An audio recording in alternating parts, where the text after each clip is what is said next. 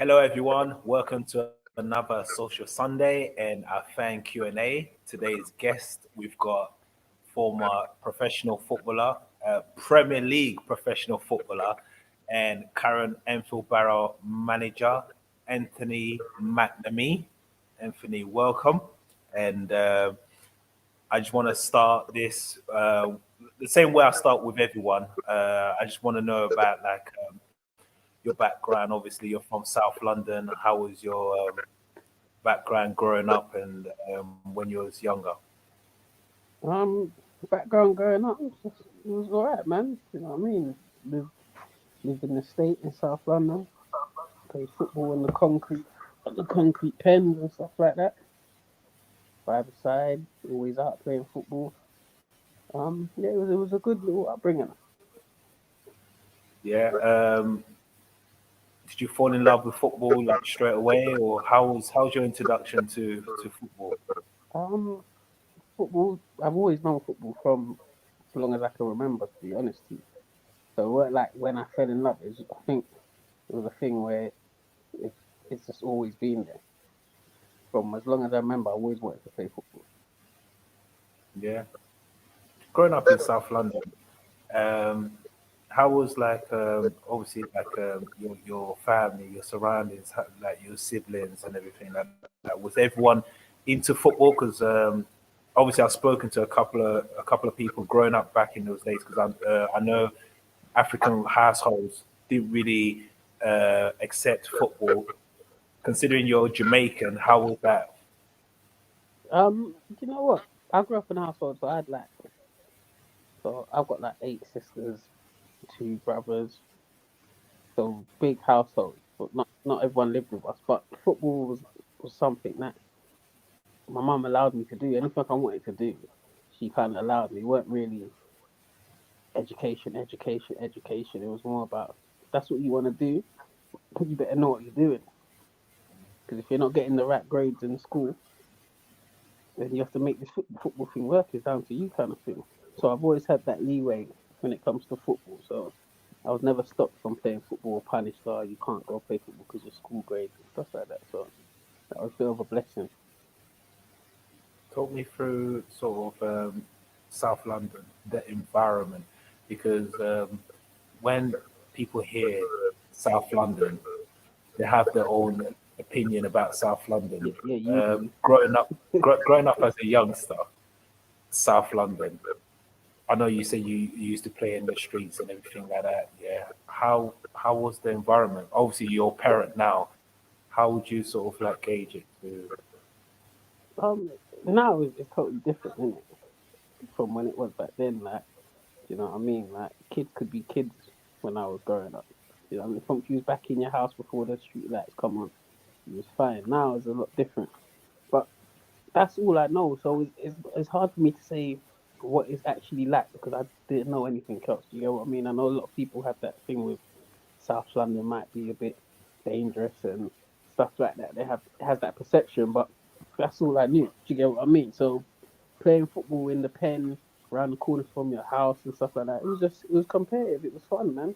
You see a little bit of mad stuff going on here and there, but that's just the environment you're in. So it was just like thinking about it now, the things I've seen while I'm out playing football and stuff is like wow, like now I'm an adult, it's like yeah, that was a bit crazy. But when you're there, it's more excitement and you and your friends run off laughing and stuff like that. But really and truly, at the time, it might not be something to laugh about, but that's all we knew. That's all we knew. So it it wasn't that bad.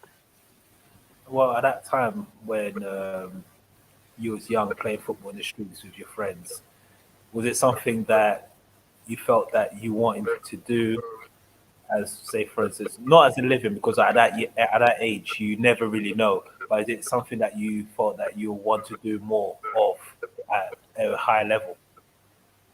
See, like from my era growing up, we didn't really have that in my family or my surroundings. We didn't know no one that played football. Do you get what I mean? Everyone claimed that they knew Ian Wright. Ian Wright was their cousin and stuff like that. Do you get what I mean? But with me, I didn't know no one that played football. Like if I wanted to go and watch a game in a stadium, I wouldn't even know how to do that. Do you get what I mean? lived about 25 minutes from Selhurst Park, where Wimbledon and Crystal Palace used to play. So that's a bus journey. No one's not going to West Croydon from where I was from. You know what I mean? Like Stockwell Oval area. Wouldn't no one ain't doing that. So it was like football was just something that you saw on TV. You didn't have YouTube, so if football was on TV and you missed it, that was it. It was done, innit? You get what I mean? There was no recording. You get what I'm saying?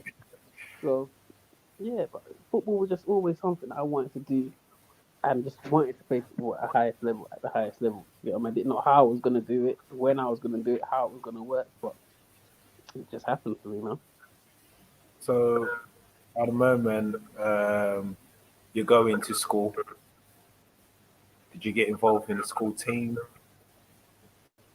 Yeah. So in primary school, we didn't really have a school team.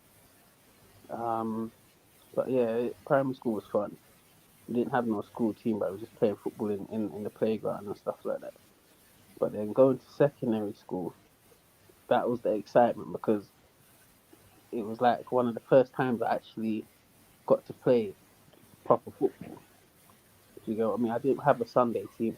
I think my first, no, actually, that's a lie. My first Sunday team was the year just before I went to secondary school, and we was awful. We used to lose every game, like 4-0, 7-0. It was, but it was just my first. That was my first time I got to use football boots. Do you get what I mean? And actually go and play on 11-side pitches where the keepers were like 2 foot, and if the biggest player can boot the ball high, he scored. Do you get what I Yeah. mean? I was one of the smallest, so it was like I couldn't even get the ball off the floor at that age. But going into secondary school was like, I could be in the school team. I remember the first week we had when you go to school and you have the football trials. I Mm. was devastated. I got put in the B team. I was like, what? I was in the B team for the first game of the season, and I'm on the pitch next to the A team. I'm thinking, nah, what's this? What is this? And it's me and my friend. Like, I haven't seen him for years. Liam, he was in the B team, but we was blatant. He should have been in the A team. So we're doing our thing on the on the B team pitch now. We're smacking it up. The next week we got put into the A team, and then I was like, yeah, this is where I'm meant to be. Like, put me in the B team.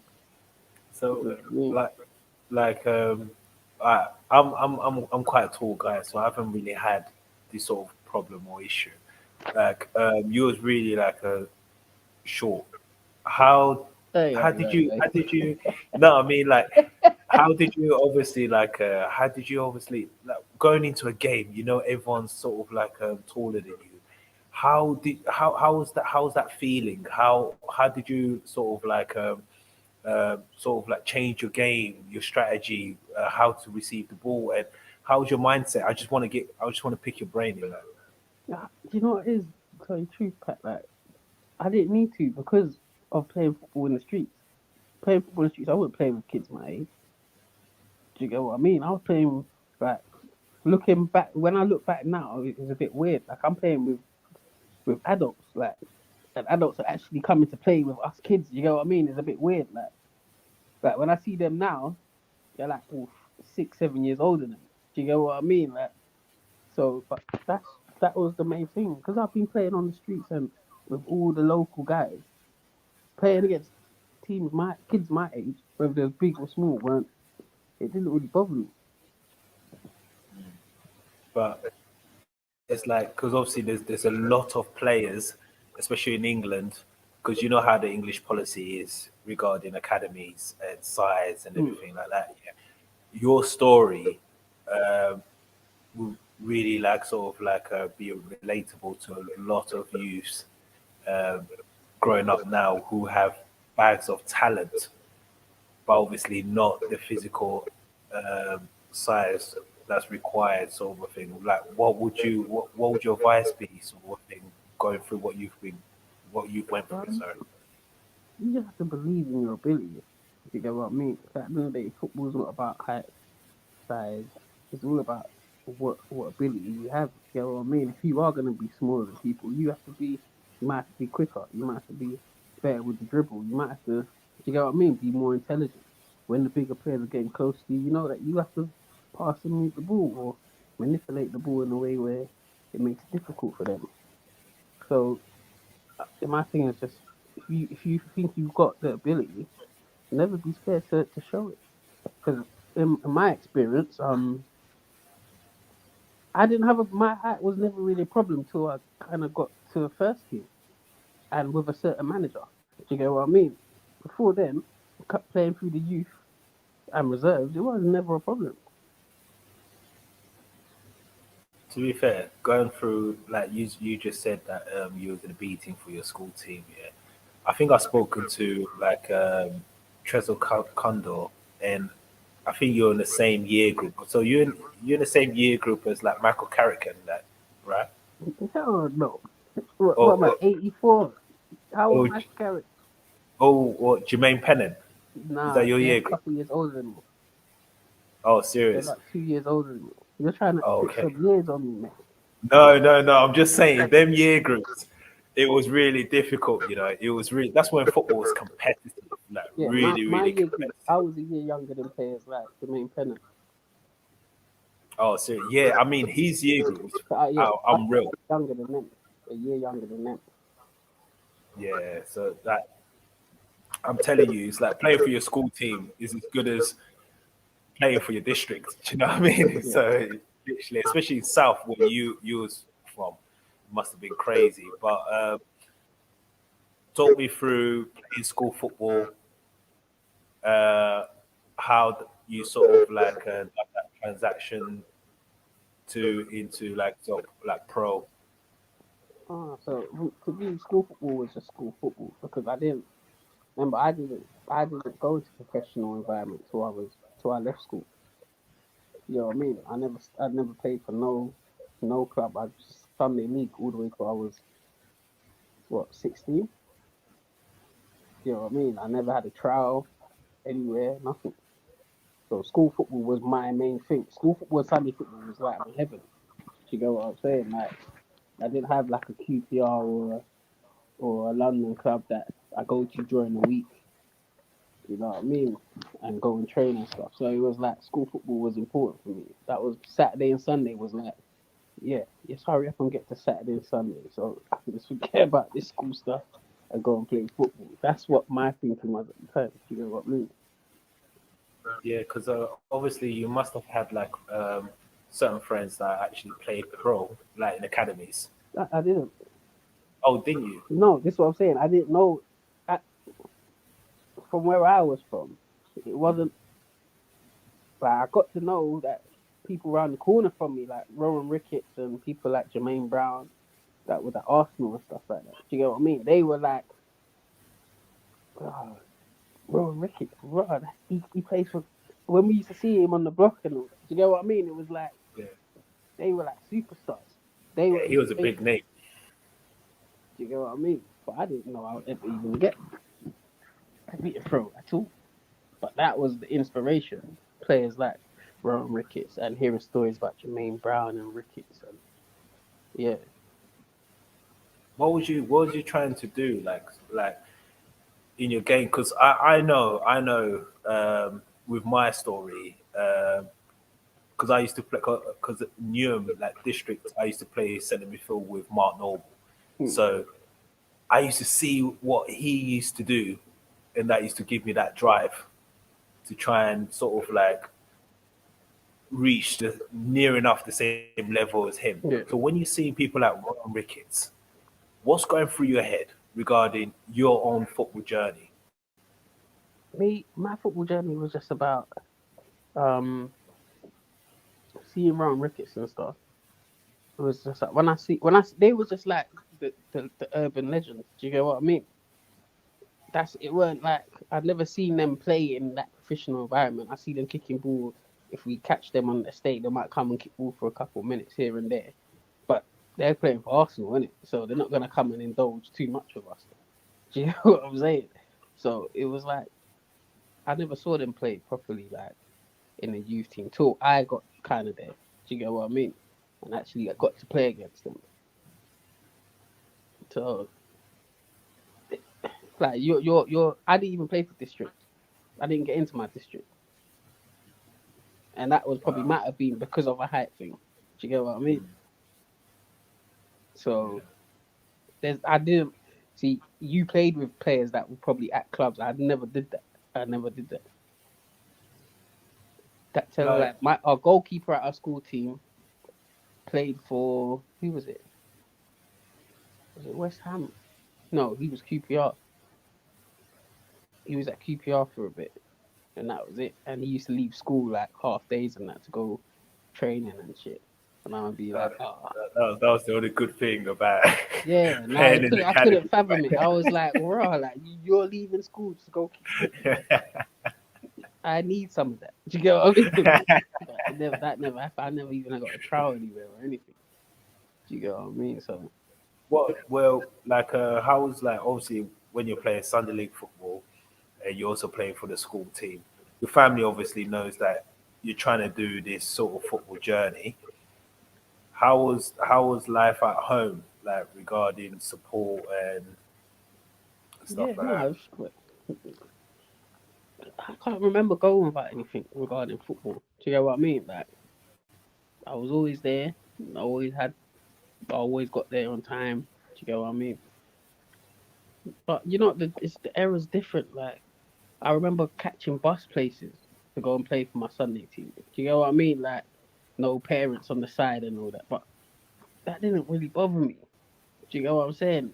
Like I know people go up saying, yeah, if my dad came and watched me more and all of these things, but my thing was like, I'm going to kick ball. I don't care who's watching. I will jump on the bus and I'm getting to football. Because my team, I played for a team called Carib. We didn't have a minibus. Do you get what I'm saying? So we were like, where we go, me and my cousin would have to just find out how to get there, what bus gets there. And we jumped on the bus. Times you ride our bikes. You know what I mean? So the support thing, it was there because we was allowed to go. I was allowed to Yeah. go, so I was never stopped to go. So that was the support. You know what I mean? So talk me through professional sort of trial that you received. Say that again. Talk me through the professional trial that you received. So The first trial that you went to. the first trial I went to was mad because what happened? You know, in the summer back in the day, in the summer there was always like five-a-side tournaments going on. No. So me and my friends used to always just get a team together and go to play five-a-side. So we went from five-a-side to I think it was in Croydon, but Aldershot Town had like a little team in it, and we smoked it. We smoked them like. So the Aldershot manager come up to me for the youth man. He's like, "Oh, so you play for him?" I was like, "Nah." He said, "Alright, come down to Aldershot and come play for us." So I'm thinking, who's Aldershot? Like, I don't know who Aldershot is. Done my little research. I think they're in the Rymans at this point. Do you know what I mean? So they're at the Rymans. So now I've gone to Waterloo to catch a train up there, bunking the train because the three of us went up there. So we're hiding in the train. Everyone I've had in this Q&A talk about bunking trains, you know. Actually, yeah. If who's got £15 every day to go training? So we're hiding in the toilets. Do you get what I mean? Yeah. It was bad. Oh, that's bad. Stories. I That's had to bad. tell you a couple stories on the camera, but yeah, there were some stories about how to get to football. Madness. Oh god. You know what I mean? So I've gone up there, played. So it was like start of so it was like pre-season time. So the Aldershot had a game against QPR in it, and this is where like Andre Bucard and all that. So we played against them, and they smoked us, man. But I played well. Do you know what I mean? So then they offered me a trial to come to QPR with what's his name, Gary Wadden. Guy, what up? Yeah. Yeah, nice guy, good guy, man. So I've gone on trial there now. But I think back then you could only sign a 6 week trial, innit? Yeah, yeah, yeah, So yeah. I've signed a 6 week trial. So I'm trialing. I've been there for like a week and a half. What's this at QPR? Yeah, QPR. It was okay. We went. The only good thing about that trial was that we went away and played against Liverpool. Yeah, I mean, Where's this? Where did you like go? Like, was it Twyford? Twyford, didn't it? Was you training in Twyford? where was this train? I swear we just I have to catch the tube into like I think Ealing or something. Ealing Common. Yeah, Yeah, this and London Wasp they training got the ground. one big room, the one big thing, and there's a few pictures. But Yeah, I yeah, think yeah, QPR yeah, was struggling at that point. yeah, yeah. They went under administration, innit? Yeah, I think that was around them times. And I see Yeah. Crouch was there. I see some tall guy, and I'm like, bro, this guy's massive. You know what I mean? So yeah, so I've been trying in there, but it didn't feel good, man. You know what I mean? But I'm still doing okay. But then I'm still paying for Aldershot at the time. So I was only like now thinking about it, it was only about I was only there for like a week and a half, but it felt like forever. But so I've got a game for Aldershot. I think the first little round of the FA Cup to get into the FA Cup, FA Youth Cup. So I'm playing in that and I'm killing it.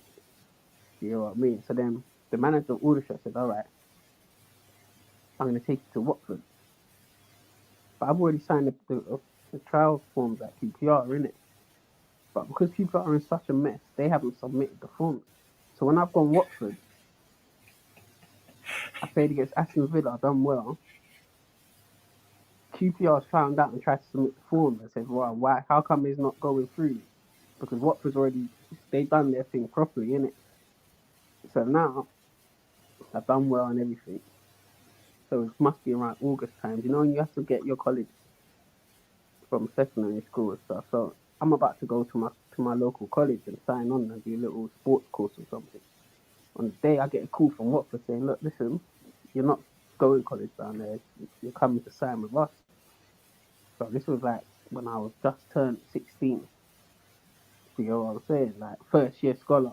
So I've gone up there, and that was it, man. So That was my intro into it. So I didn't have nothing else really. what was obviously like obviously you was in Aldershot, like the youth team, and then you went to QPR, the youth team. You said how it just didn't feel right, but obviously like QPR, higher level. If, no disrespect to Aldershot, what was the reason? Like, what was the reason why you preferred Aldershot? No, I didn't prefer Aldershot. Do you know what it was? I think at QPR, I think there was a group of my age group and a year younger. They had some good players in there, but the atmosphere weren't good. You get what I mean? I think I think the whole thing with the administration thing going on, it just felt the whole atmosphere of the club just felt mad. Like I think no one knew where they stood there. You get what I mean? So it weren't very welcoming. It weren't. It was a bit mad, and that made me. It kind of put me off of QPR, to be honest with you, because that whole it weren't good. It weren't a great feeling there. But when I went to Watford now, that was totally different. That felt Mm. like yeah, this is what pro football is meant to feel like. I felt at the time. So you know what? Because obviously, like, I'm just thinking about it. Right? You've gone to so from playing five aside, you've gone straight to Aldershot. Mind you, they're in the conference out or conference, but No, they're still in Ryman. They're in the Ryman. Ryman. They're Yeah, probably like Ryman. So Ryman that's one, semi-pro. Division One. They're semi-pro, bro. So At that's the time. so that's semi-pro. So to you, that is professional. Yeah. Yeah, to me, So I was for a stadium. I was like, what? I'm saying, yes, I've made it. And what they see, it's got floodlights. You know what I mean? It's got floodlights here, yeah?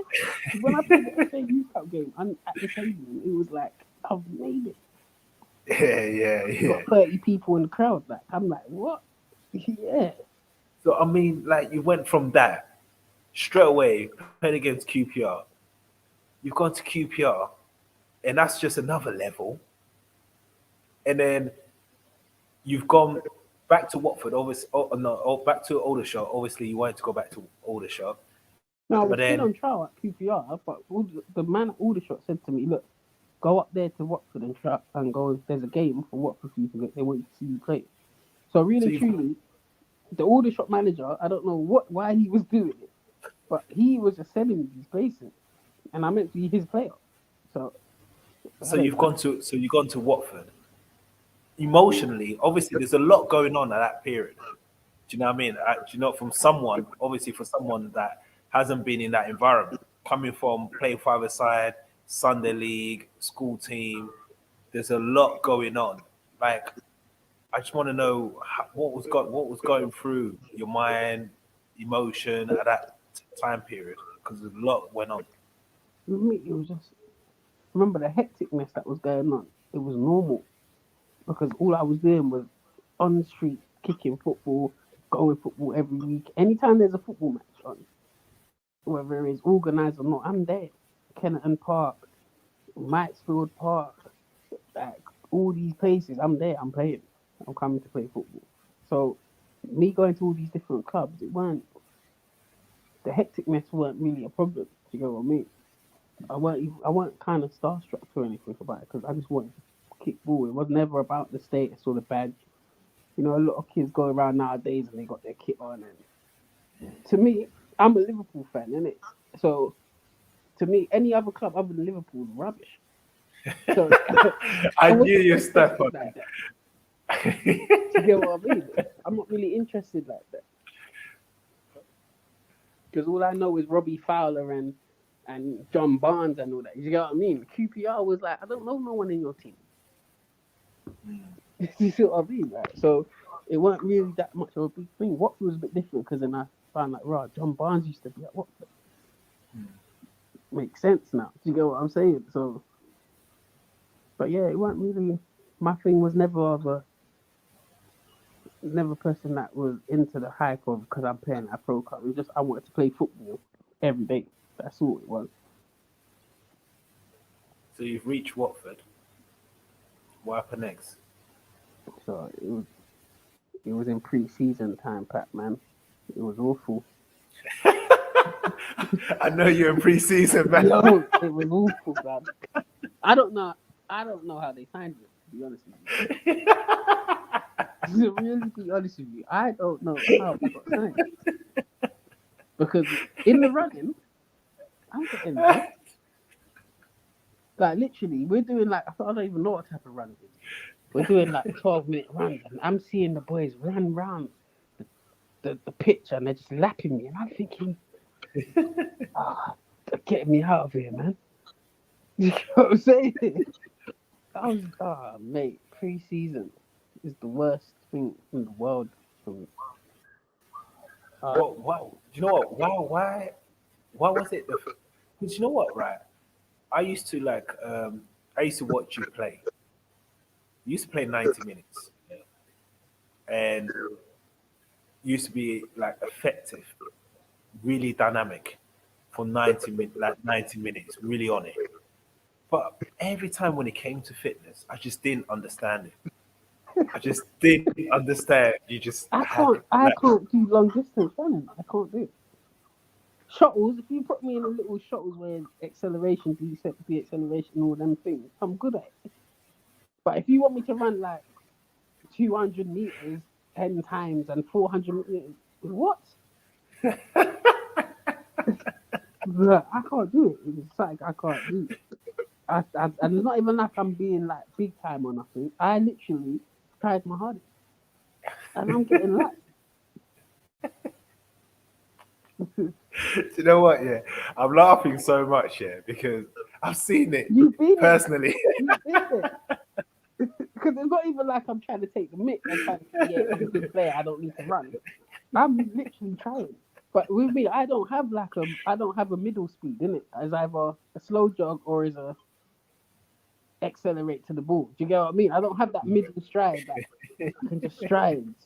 I don't have it. I've never had it. So That you might have be because I played a lot of small sided games growing up. Do you get what I mean? Everything was maybe, small sided. So maybe.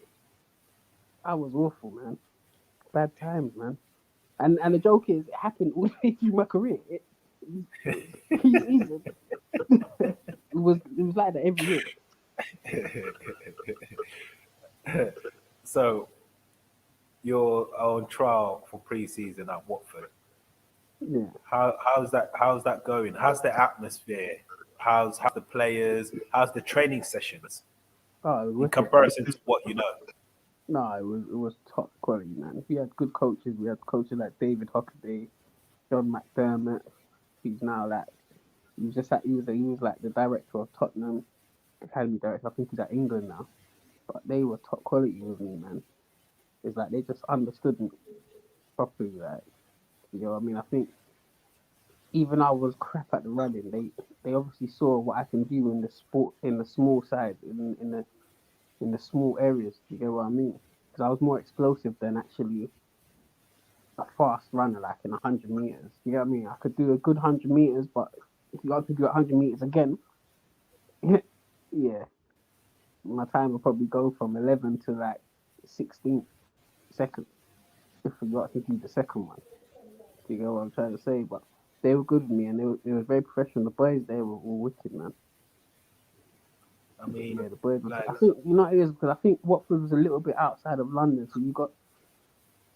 I think the players out there, the players that are there, are thinking they're away from their home or they're not in that London environment. They take things a bit more serious. At QPR, it was like guys them are probably just jumping off the bus and going to training. You know what I mean? Like, so they got a different attitude. And but yeah, no, Watford was good, man.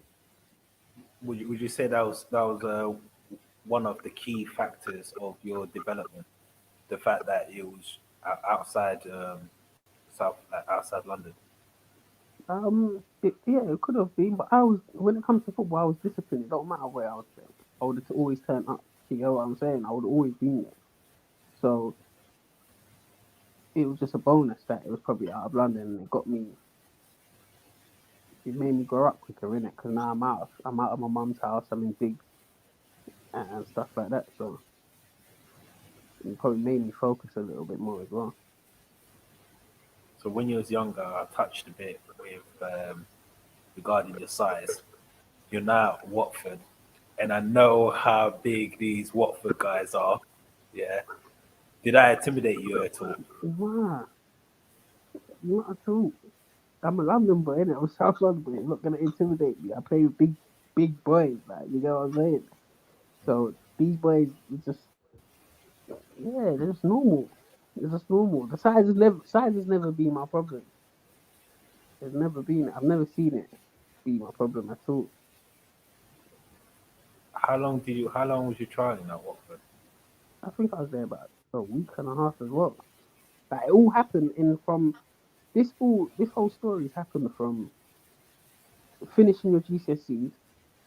So what, late June to probably mid August. Wow, Do you see what I'm saying? All of that's just happened there. that is crazy.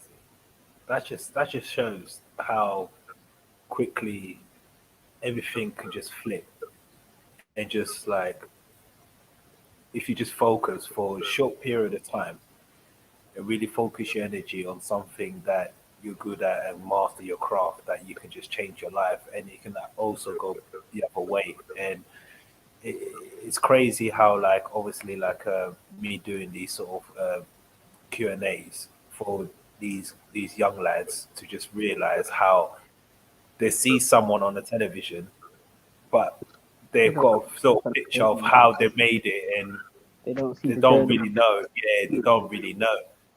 It's absolutely mad.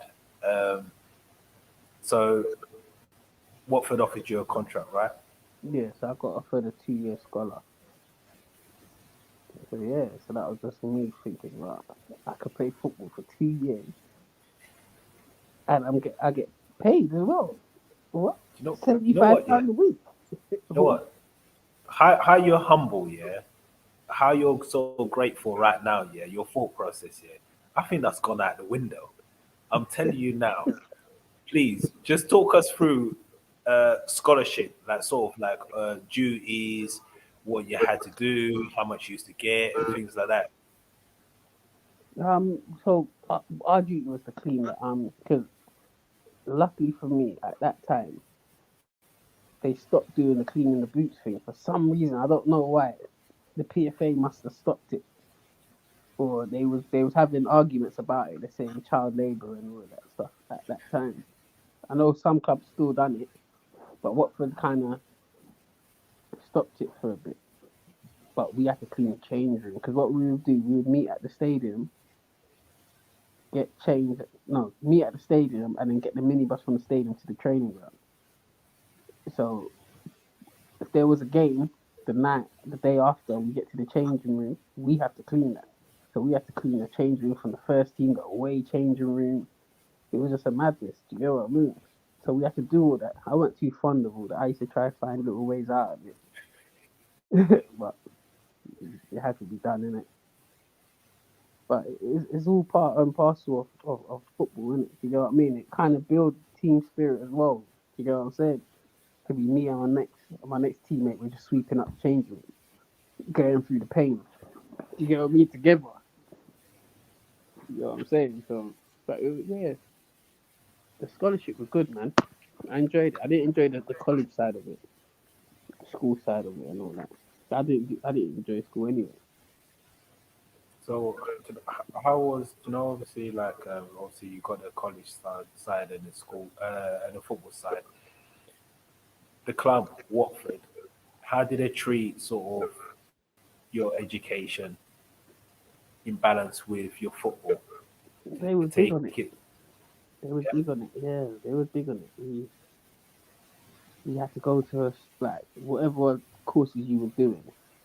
You have different places to go in it. So I had to do my GCSE retakes, which was just a howler. It was even worse when I was doing it.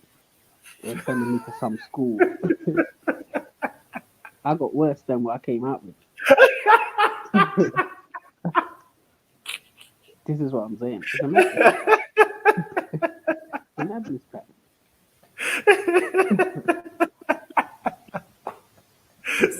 And it's not, Actually, it's not even that I'm dumb. It's not because I'm dumb or nothing. I just, if it weren't football, I'm just not interested. I'm not interested. And then they sent us to one school, Pat. Yeah. So I'm a city boy.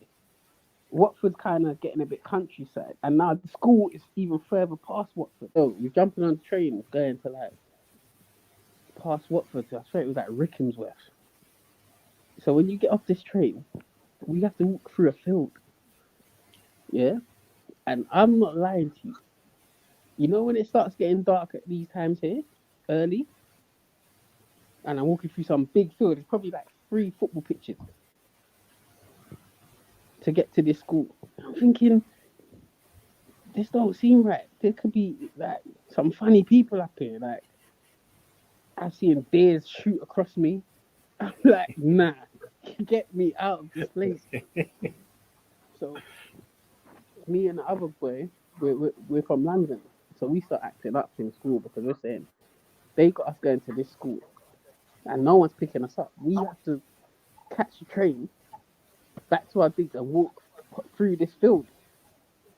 Like all the other kids are doing it, like, because that's normal to them. Do you get what I'm saying? Like, seeing bears, like, hi Rudolph, and all that. Like, I'm not used to seeing no deer. A deer? Where do you see a deer in London? Like, I thought that was made up stuff, like Christmas. You know what I mean? I'm seeing deers fly across me. I'm saying they're taking liberties. I felt violated going to school up there. Like they making me go school up here. So school was, I didn't really take well in school. So like I said, I done my GCSEs retakes, and I got in a bit of trouble. I got suspended from football. But when that happened, when I got called into the football, to John McDermott, the Academy of Directors office, he said, "Yeah, you can't play football for a whole week. You're suspended." I thought, "Oh my gosh, I messed up." I thought I was getting sacked. I thought I was getting kicked off the team, bro. Like I had to stay in digs. I had to come in. He made me come in because he knew I wasn't a bad kid. You get what I mean? He made me come in, and I had to sit in the secretary's office and help her out. I had to help the secretary out. He's like, "No, you can't. You're suspended." So I had to come in every day and do all the little chores around the Vicarage Road. I was so embarrassed, man. Yeah, that one hurt me. that's good, man. That's That's a lot of discipline there, you know. That shook me up. That proper shook me up. From that day, I was like, that, yeah, we're not going down that road again. Because So you can see someone disciplining you, but you know that he likes you. yeah. Like I just felt like I let you down, man. Yeah, that's the worst feeling though. Yeah, That it is was. actually the worst feeling. Yeah, Because I know he likes me. I know, like, and even like later on in my career, like he helped me so much, even when he wasn't at Watford, John McDermott and Dave Hockaday. Do you get what I mean? So I let them down there big time. But so yeah, no, thing, what's it called? You're playing in the youth team at the minute. How was playing for the youth team and then transacting to playing in the reserves? Was that smooth? What was the difference? difference it weren't. So I at that stage of scholarship here, I always thought ahead. Do you get what I mean? Like I'm playing in the youth team, but I would always want to see what the reserves are doing because I like to play with the older lot in it. So I still see it as like I'm on the street still. I want to play with the big kids. I want to play with you from my age. Do you get what I'm saying? So I would always try and find my way, just even to watch their sessions. Do you get what I mean? And interact with the older lot. So when I did end up going to play with them, I've already made a little rapport with them. Do you get what I'm saying? Because the person who I was in digs with, who who lived in Watford, I was with his family. He played for Watford, so he was a reserve team player. So me and him became close. So every time he's around, I'm trying to be around him because I'm trying to find out who he is. So when I go and play reserves, the guys knew me. Do you get what I mean? So it weren't like a problem when I was going there. So it weren't that bad. The transition wasn't bad for me going to play reserves. It was exciting. It's that buzz. You know the buzz when you first play for reserves and you get that buzz. Like it's Under a the lights. feeling. Yeah, it's a feeling that you can't even explain it. But there's no way I'm gonna have a bad game if you know what I mean. Like 10, 15 minutes, I come on the sub. I know I'm not gonna have a bad game because the feeling I got running through my body is like, impossible. You get what I'm saying? It's impossible to have a bad game. You know what I mean? So my transition to the reserve team was easy. It felt easy, but it was a lot of hard work. Because I've got my own sort of like opinion about this U23 sort of stuff. Yeah, Yeah, I because don't like. obviously we grew up in reserves. You know, what I mean, reserve. There's no age. Yeah, and There's I no don't age. like. Youth 23. It's, it's just making the club be able to hold on to these boys longer than that they need to hold on to them. Do you get what I mean? Like let the player go and um if you don't want it, let him go and find his feet somewhere else. Do you get what I'm saying? They're holding on to the kids till they're 22. The kids come out of the being pampered and end up going conference from the Premiership. They can't handle it. Do you get what I mean? Because they've been playing with kids from 17 all the way up to 22. Because under 23s, you're still playing with 18-year-olds and stuff. Do you know what I mean? When I was playing in reserves, and we might play at Arsenal, we're seeing players like Colo Torre. Do you get what I'm saying? And a couple of their first team man that are coming back from injury, and you get a chance to play against these proper seasoned pros like Van Persie. You play against him 1 year. Do you get what I mean? And you just pick up little things. But these guys ain't gonna play 23s. So all you're doing is playing against the next best thing, the under 19 guy that's meant to be the best player for his age group. That's who you're playing against. But he has no experience playing men's football. So how is it working? Yeah, that's like the perfect example for that is that the current Arsenal player, I think, is Balogun. He goes and plays for the under 23s or under 22s or whatever. Have you seen He's his actually highlight he's actually reel? playing with kids. Have you seen his highlight reel?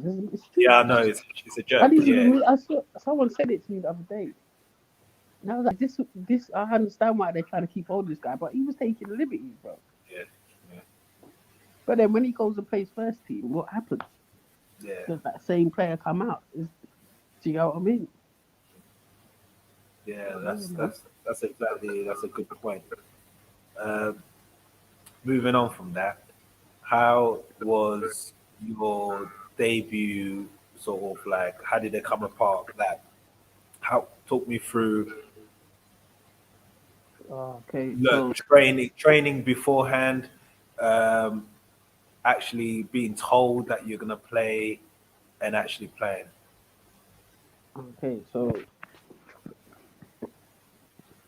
I think I trained with the first team when I was a first year scholar, but obviously nowhere near playing. And then when I was a second year, I trained a lot with the reserves most of the time. And then because the new manager came in my second year, Gianluca Vialli, so he came in on my second year, and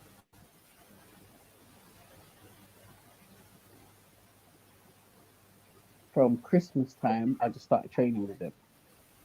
Players like Micah Hyde, Gifton or Williams. Do you get what I mean? And these guys that they kind of mentored me already from before I even trained. If you know what I mean, they took a liking to me anyway. So it's the same kind of thing again. Like I used to hang around the first team as much as I could. So when I did go and play train with them, it weren't like who's this little boy? Do you get what I mean? Like they knew of me. Do you get what I'm saying? Like I used to make sure one like Mikey used to drop me home when he's going back to London at sometimes. You get what I mean? Stuff like that. So Gianluca Vialli was the manager. He was good. He was really good. But that was a big transition. Playing first team, the way they move the ball, the speed of the game is is out of this world. Like I was there and I was thinking, this is mad. Like football is really this quick. Like guys are popping it, two touches, boom, boom. And I'm like, wow. You know what I mean? I'm still trying to get my feet in. I'm trying to get on the ball. I'm not, I wasn't trying to get on the ball in the middle of the pitch, like tuck in and go get it in the middle. I'm like, no, I'm staying near this Sport, front man. line. Yeah. Because if you go near that middle, someone's coming through. Yeah. One of them centre backs are coming through. Like Robert, we had like a who was the centre back then? Robert Page, the Wales manager. Yeah, Neil Cox. You get what I mean? Sean Dyche. Oh, You oh, go, you're wow. gonna get killed. I actually played against Sean Dyche when he was at, but was it? Was it? Millwall. Where was it? Millwall? That's it. Millwall. Yeah, yeah, yeah, yeah. Horrible player. Horror. And that Robert Page. Yeah. Do you know what? Yeah. No disrespect. Yeah. I've seen some bad players, but this guy had only one job. That's to kick you. Is men on the ball? Dyche was a madman. Yeah, yeah. So that was my era, but if you wanna if you're taking long on the ball, if you're back to goal, thinking you're special, yeah, you'll be in the physio room, mate. Do you know what? What I want to ask here is, like, that's a sort of the same sort of time where I learned. So when I went into the first team, when I trained, I was a scholar. I was trained. No, I wasn't a scholar. I was just doing my scholarship, but I wasn't a scholar. But I trained with the first team, and I passed the ball to Steve Lomas. Do you know when you just pass the ball to him, Mm. you think that you completed the pass. So he quickly um, collected the ball and then passed it somewhere else. But he turned to me and absolutely hammered me Yeah, because the way I passed it with no and the information because I didn't know that the way you pass the ball to someone dictates what they do what he wants, where he wants to go or not. and the information that you give after you pass the ball is so important massively, yeah. And he hammered me and I was gonna cry because I just didn't know why this guy absolutely. I just didn't understand. Like, talk me through a couple of things that sort of like made you think, wow, football is not just black and white. There's so much little details in football. Yeah, you know, when you're young, you don't think of it too much. So like, at that point there, you probably didn't really think about all of that. Do you get what I'm saying? Even after you got hammered, do you get what I'm saying? But it's when you get older, like now, with what I know now, if I could have go back in time and grab all the information and started now, I'll be a different player again. Do you get what I mean? But I think when we're young coming through, everything's just done off adrenaline. Do you know what I mean? Knowing you can play football, yeah, and you just want to impress, impress, impress, impress. So the little details. So the biggest details I picked up was the movement to get the ball. Because before going Watford, it was just give me the ball and I'll do what I need to do. But David Hockaday used to bang onto me the free movement, running behind, catch the eye line of your fullback, then going behind to come short, catch the eye line of your fullback, go short to go long. So I mastered that, and it, it made me such more a better player because it gave me so much more time on the ball. You get what I mean? So I understand what you're saying about the little details because the little details at that level is that's what makes or breaks play. Like we've seen it even at Swindon. You know, we've seen players that they're good, but they just don't know how to play the game, so they're not going to be here for long. You get what I mean? Yeah. So when you obviously like you made your debut in the championship. Yeah. Don't tell me the date. I'm not that good. You But guys are research, boy. what's it called? Talk me through the game. No, actually, not just the game. I mean, going to the stadium, your family's reaction, and actually starting the game. So I've been training with the first team a little bit, and I remember I was back at home, so I weren't in digs at the minute. I still had to stay in digs, but I think it was like a Friday. I don't think the youth team had a game or something, so I was allowed to go back home. And I remember I was just in my mum's room. Don't know why I was in my mum's room.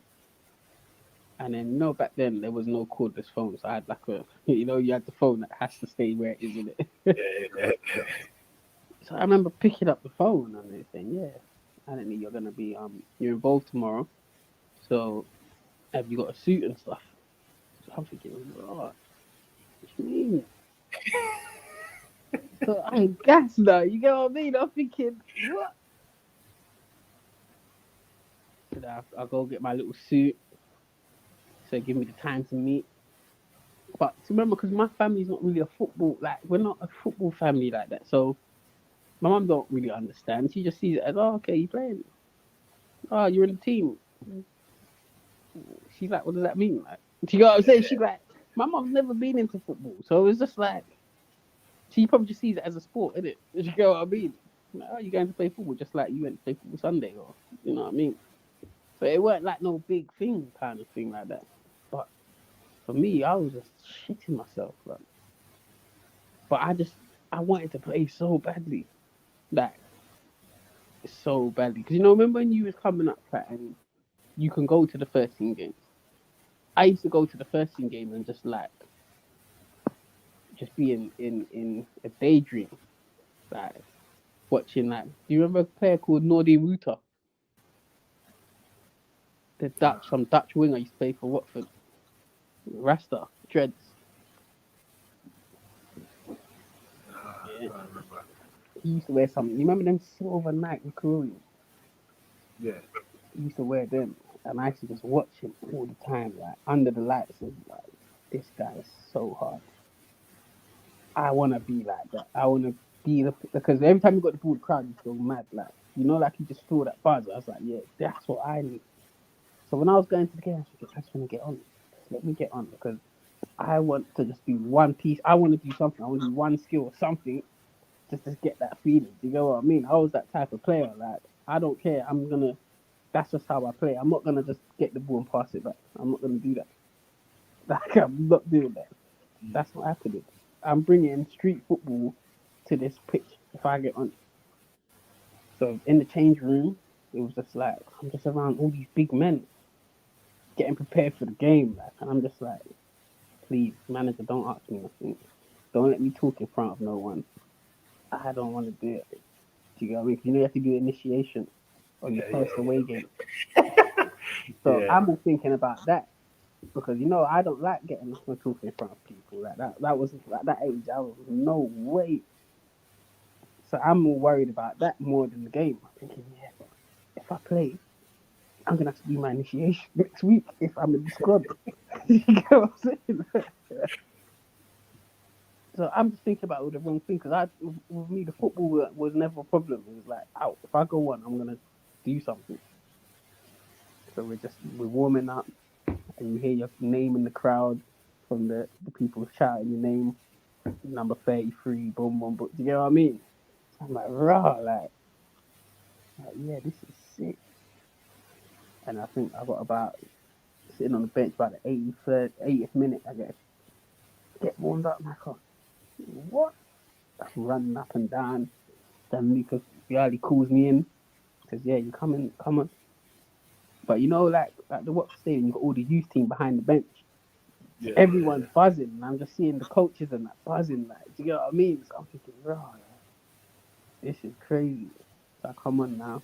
I've done my little free movements. Done my little free movements that we've been working on for like first year scholar. I've done it. Boom. The yeah, fullback's kind of like buckled and kind of like like fell backwards because I've gone yeah, long to come short. Got on the ball, step over, took him on, whipped the cross in. The crowd went mad. I was like, this is my life. You know what I mean? This is I was on. You know what I'm saying? But yeah, them periods there was this unbelievable, man. yeah, You know the feeling, man. yeah, yeah. But But would you say what's it? you was nervous? Do you know what? Yeah, I just didn't know football. But it's different for I you did, because I didn't know football. I just played, mm, but I was nervous because in Holloway, because the first time I travelled with the first team was when I started. He mm. just lifted up the board and said, "Patchy, you're starting." I Oh, so you was didn't even nervous. come on as a sub. Do you know what? Yeah. Do you know when? Do you know before the game? Do you know before the game when like do you know how I like to crack jokes. Yeah. I'm all chatting rubbish in the hotel, eating all the food. What's it called? On pre-match, just my plate was full. Happy to be there, eating up all the stuff. I'm thinking, oh, we You have think you're got that fit. player, innit? And then in the change room, still chatting the smack and everything like that. He lifted up the board thing, and my name was there next to Danny Shitu. I was nervous. I stopped talking. You When have I to stopped prepare. talking, when I stopped talking, yeah, people kept coming to congratulate me in it because they knew I was nervous. But it must be difficult for a centre back because I'm a wide player. So I can make a mistake. I'm not gonna concede goal. Do you get what I'm saying? So I'm more of just like, yeah, come on, enjoy yourself kind of thing. You now, if you make a mistake and someone scores, that's like that. I want the world to just swallow me. Like, It was against what's it called, Akinbaye. He was the yeah, top that's a scorer in the long day. championship. That's a long day. I saw the video the night before. No, because you're I thinking was that you're not on it. playing, innit? Nah, I thought I wasn't playing. I thought I was gonna have a popcorn. Because before that, all the other guys, yeah, they never got on. They was just on the bench. Yeah. I thought it was gonna be like that. That's why I was chatting so much smack. Happy to be there. I thought it was a holiday, man. They was telling me how much they were getting for win bonus in it if the team won. So I was being like a good mascot. Got a reality check, boy.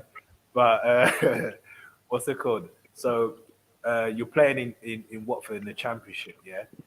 That's was that the year that it went up? No. Remember, we Gianluca Vialli, we didn't do well that year. That's why he got fired, isn't it? Talk me through promotion with Watford. Mate. promotion season. We wasn't meant to get promoted. We was nowhere like the season before with Ray Luton. We kind of I think we survived relegation. Well, not really. We weren't in a relegation battle, but we probably came about 14th or something. You know what I mean? So then when he left, then Adrian Buford came in.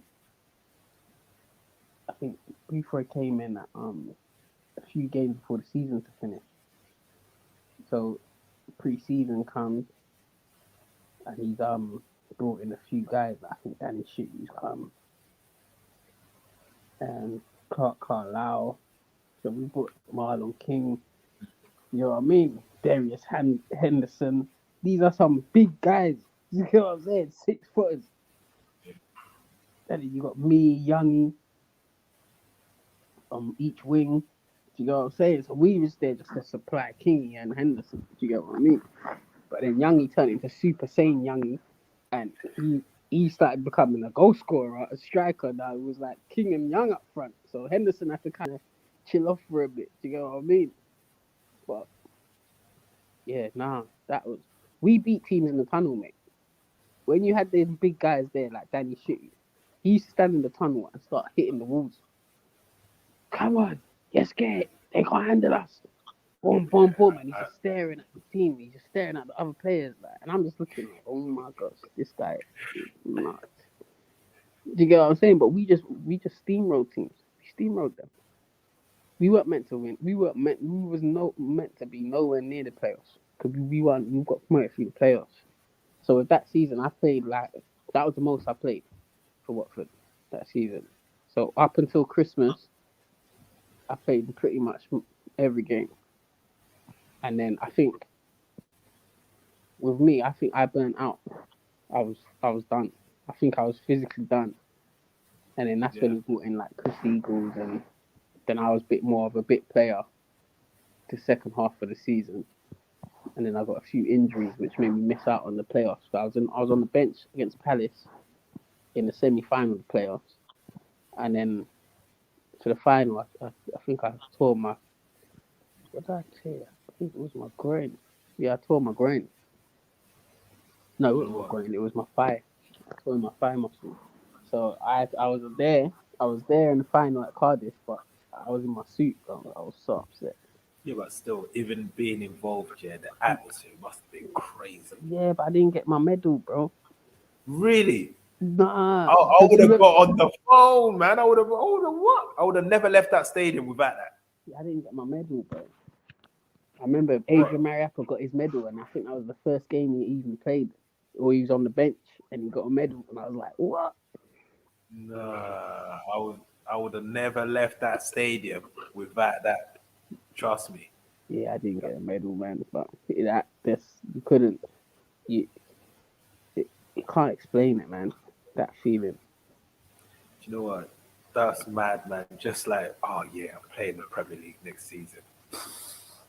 That must have been from where you've come from. That must have been nuts, isn't it? No, but remember, my dream was already made. Just playing football. It was never about the Premier League or anything. But that's probably what my downfall was. Do you know what I'm saying? Because my family weren't really a football family as such. Do you get what I'm saying? So me just even playing games for Watford, that was just like the highest thing ever. Do you get what I'm saying? I didn't really put like a ceiling on it, or do you get what I'm saying? It was just playing football. Whether it was in League Two, conference, it didn't really matter to me. Everyone was like, bro, playing in the Prem. I was like, yeah, playing in the Prem. But yeah, it's still football, isn't it? Do you get what I'm saying? Till we actually played there, and I'm on the bench because I didn't play till probably just before Christmas. I didn't play.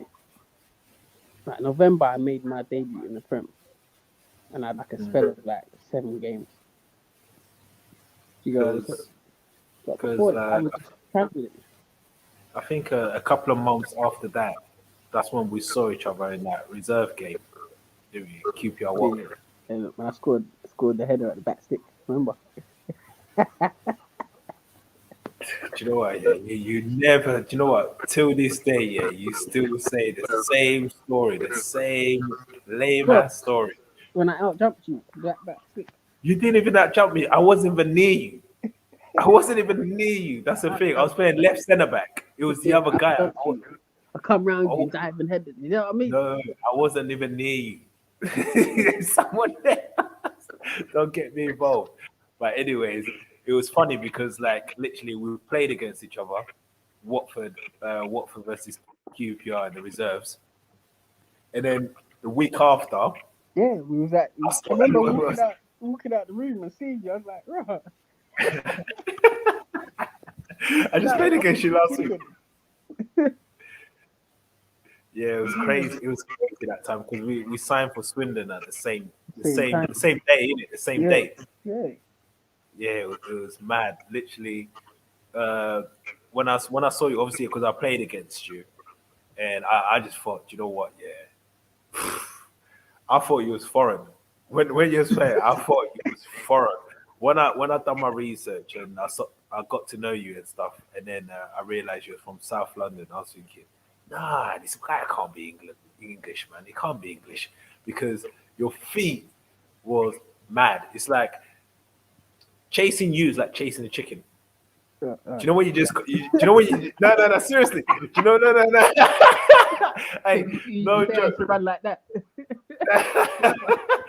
No joke. Do you know when you just can't catch him, and you just always like, just I don't know. It's like a bar of soap. You just keep slipping off, and it was just so annoying. And the thing is, you had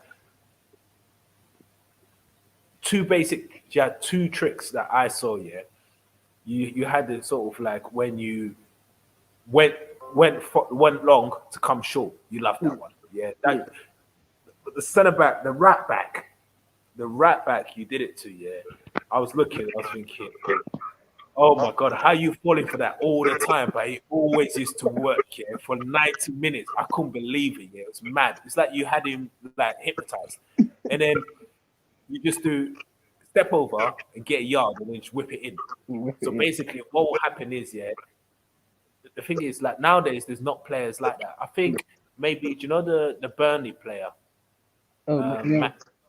McNamee. He's close to it. He's close to it. Out of all the players that are current, he's close to it. But do you know who else does it? Yeah, Trent Alexander-Arnold. Yeah. Thing is, he gets a lot of joy by doing that. Yeah, because no one else does it. Yeah. Do you know the early crosses? Yeah, Because obviously you turn the centre backs. yeah, because if you touch it, it's in the goal. Exactly. That's what I mean. It's like the earlier the crosses, because obviously the longer you take to cross the ball, I can get my position, can get my bearings, see where the center forward is. But what you used to do, just shift it. As you're shifting it, I'm looking where the forward is. You've crossed it in, so then you got to worry about the ball. But then when you're worrying about the ball, your You lose your position man. is all over the place. Yeah. Do you know what I mean? So that's when, like, obviously, like Simon Cox at Swindon, you got his move for him because that's all he was doing. Because all he was doing is just getting it, shifting it, crossing it. At Swindon, what's that? That's it. That's all. But that's all I have ever wanted to do. You get what I'm saying? Like, it's only until when I went Norwich when they put me on the other side when I started to kind of do a bit more running in field and dribbling. You know what I'm saying? I was cool with just getting the ball at my feet and crossing it because I just used to think I'm just crossing it in this alleyway. I want to trick the keeper to think he can come and get it and make him backpedal, and it has to be a goal. It has to. And if the striker's not there, then he's not doing his job. And I think, look, the kids nowadays they're not interested in that. It's just like where I'm coaching now. Yeah, if we done a crossing and finishing session, the boys are trying to pick out players.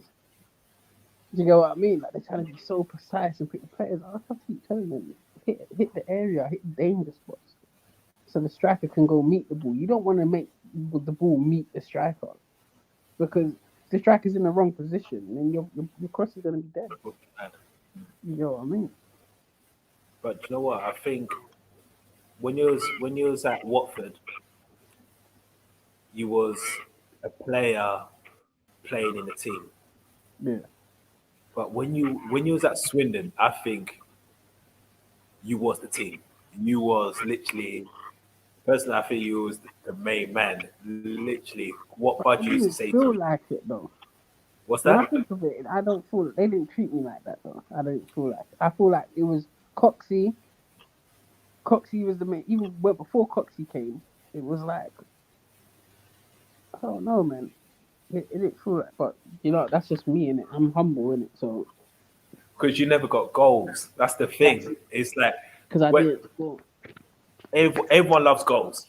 yeah, The thing is, only now people are doing all this analysis with the assists and everything like mm, that. That's when assists matters. But back then, it's all about goals, man. It's all yeah, about how many goals this person scores. Like yeah, assists, people forget assists. yeah. Do you know what I mean? But use assisting. Like if you do an analysis of like majority of the goals and stuff like that, yeah, more than 50% of that season, more than Yeah, 50% it should have that you been. Yeah, got. I think JP would have been up there as well. Yeah, yeah, he would have made sure that he's up there as well, wouldn't Yeah, he? JP had delivery though, man. But that Swindon team, literally, like, how did it feel for you? Like the morale and I enjoyed Swindon. I really did. It was the fact of going from because what I realized the other day at Watford, for when I made my debut under Boyali, the season after that when Ray Luton took on for the 2.5 years, I pretty much played 3 games. So for the 2.5 years, from my 18th to about 20th birthday, I didn't really play. I played because I would come on sub. I made probably about 40 appearances in them 2 years, but just coming off the bench. But I only started 2 games, and them games was always the last game of the season. You know when the season's done, and I feel like that really that messed with me, man. That messed with my development of football. Do you get what I'm saying? Because even me going to Swindon, because the first we got there around January, innit? yeah, The first few months was difficult because I had to reset because I weren't used to playing football. Do you know what I'm saying? Because after from 18 to 20, I played 3 started games, and then Boothroyd came in and I played like 25 games on the bounce. Then I kind of just died. You know what I mean? Because that's I haven't played. People thought I was seasoned in it, but I didn't weren't because I used to just be the guy that used to when Watford was losing under Ray Luton. God, Macca, get ready because sometimes I might save a point or change the game a little bit. Do you get what I mean? And where I was a fan's favourite, it was like, we're losing, we need the crowd to get back on our side, put him on. Do you get what I mean? I'm coming on, sometimes it's like 3-0 down, like 20 minutes to go, and throw me on. What am I going to do? But it gave the crowd a little excitement because of the way I played. Do you get what I'm saying? So I pretty much played in them 3-4 years, 30 games started. So when I come Swindon now, and it's like, bro, like, the first game I was on the bench because we just got there. And then it was like starting. It was like a feeling of like I haven't had that for a year. So now it was like, yeah, I'm enjoying this. You know what I mean? You know when you're going into the changing room before the game and you know you're starting. Like you don't even have to question it. Do you get what I'm saying? And yeah. that feeling was I didn't have that feeling for a very long time. So it was like, yeah, I'm starting. So you know you can play your days properly, like because you know you're playing. I knew I was playing. You get what I'm trying to say? So that's why I enjoy swimming a lot. But obviously, where things was there, I just felt like they didn't appreciate me in a way. Like Yeah, contracts were being offered, and I was thinking, but hold on, I got a year left. No one's even said anything to me. yeah, that was mad. That was mad. Yeah. You get what I'm saying? Like I was thinking, I'm on my last year, and the season started. Coxie's gone. You ain't brought in no one to really replace him, and I've got a year left.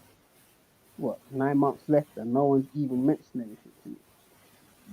So then when Norwich came, that's when I got the call saying, yeah, we want to offer you something. Well, I was saying, it's taking someone to want to come and get me for you to now want to offer me a contract.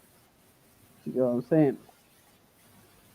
So I feel like So, if Swindon offered me a deal like at the beginning of that season, I would have signed it 100%.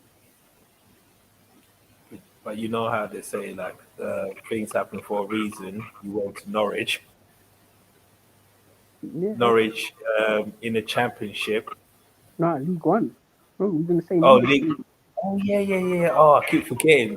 What's it called? Graham Holt, wasn't it? Yeah, Grant Holt. Grant Holt. That's it. Grant Holt. Oh, that Do guy. you know he's a wrestler now? You know he's a wrestler. He You was know. doing wrestling, yeah. I don't know if he's still doing it, but I know he's done some wrestling. But Madman. what a character he is, man. He's such a nice guy, bro. Like, for what he done at Norwich, he could have been big time as hell. Do you get what I mean? Yeah. But this guy is so down to earth. The captain, nah, he's proper, man. That guy got so much time for him, man.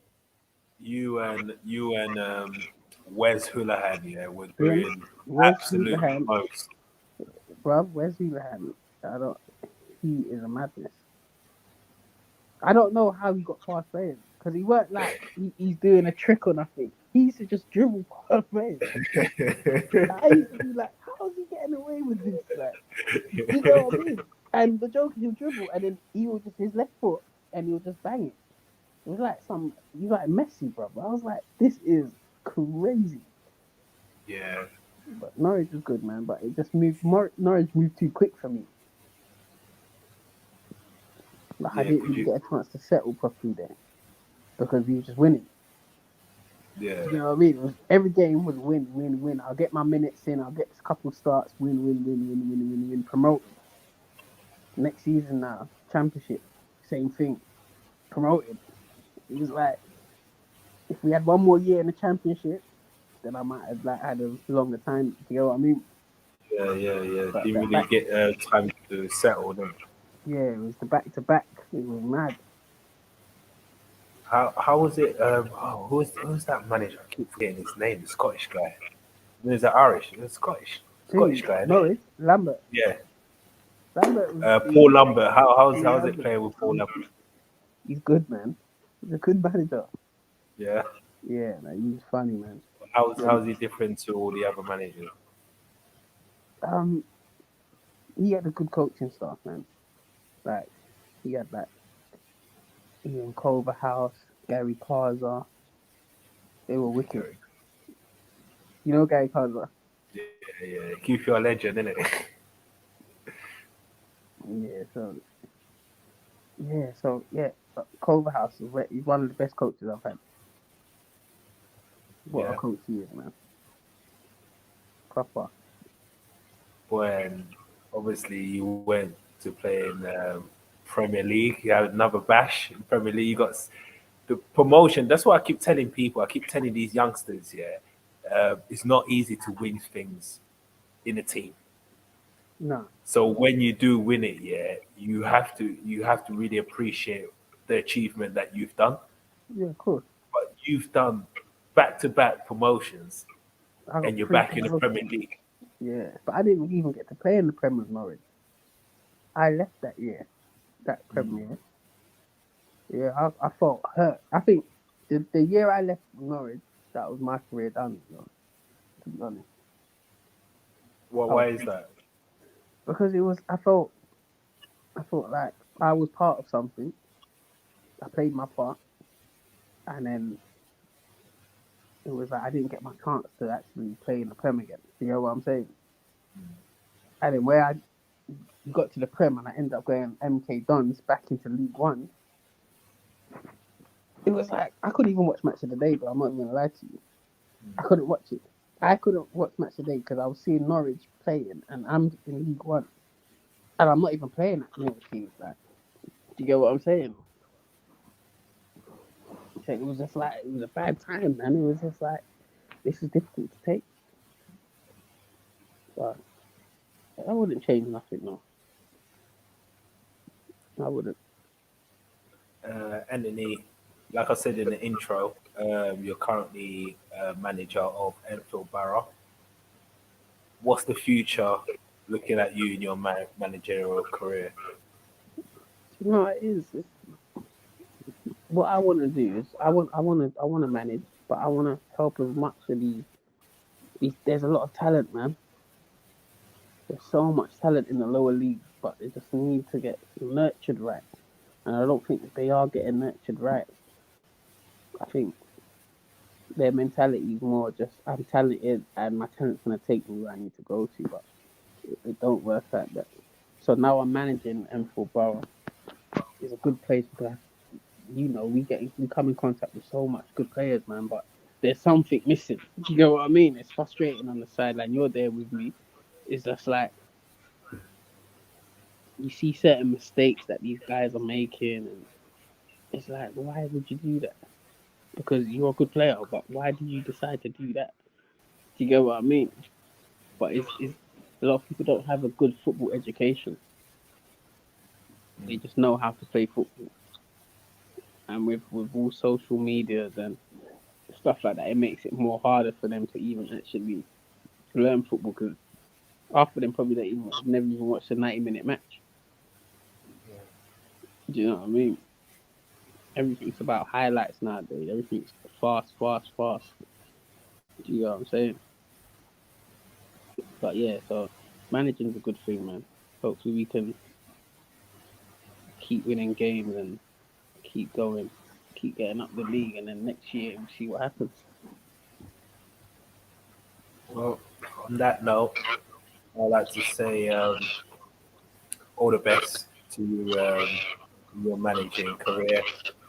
Thank you very much for your insight in your career and participating in this fans Q&A. Like I say again, thank you. Really appreciate it. Hopefully, these young lads who are watching this can take a few snippets from your sort of like a career and implement it into their own game. So hopefully they'll be successful. Uh, Thank you, Maka. No worry, Pat. Postman. See you soon. See you soon.